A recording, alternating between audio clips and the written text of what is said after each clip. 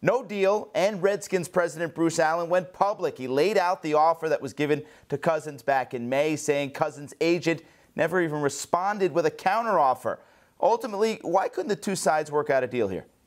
Well, there's a great deal of arrogance, right, on Washington's part to even to put this contract out and act like it was a good deal. When you look at what Kirk Cousins is going to make this year with the franchise tag, what he could make next year with either the franchise tag or the transition tag, it is essentially what the guaranteed money that Bruce Allen and Washington was offering to begin with back in May. And that is even before you consider Derek Carr's contract that came later on. And so they're playing a little bit with the wording and the dates right there.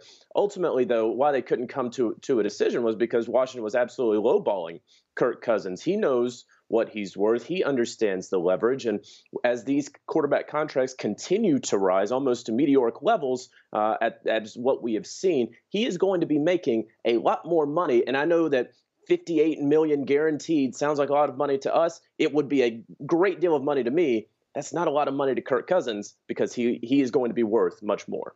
Maybe it would have been a good deal for Kirk Cousins, which is what Allen called him during an interview. Cousins clearly prefers to play on these one-year contracts.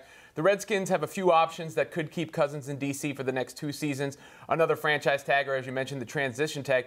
How much damage has been done in this relationship, and what do you think the future is for Cousins in D.C.?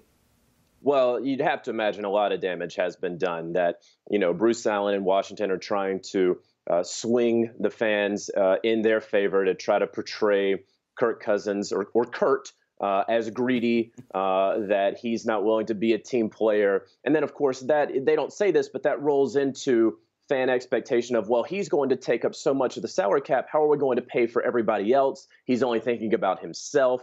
They're going to start looking at what Joe Flacco's deal in Baltimore did to the Ravens a couple of years later. And so that statement in 6 paragraphs did so much more damage than not just coming to a deal and an agreement and saying nothing. My friend at the Washington Post, Jerry Brewer, actually put the percentage at 0.1% that Kirk Cousins will play for Washington after this season. He called it a lame duck season. I'm in total agreement with my friend Jerry Brewer. I think that Kirk Cousins is going to be a lame duck. He's going to go out there, and even if he has a mediocre season, he'll still make more in guaranteed money this year and next year than what Washington was offering him.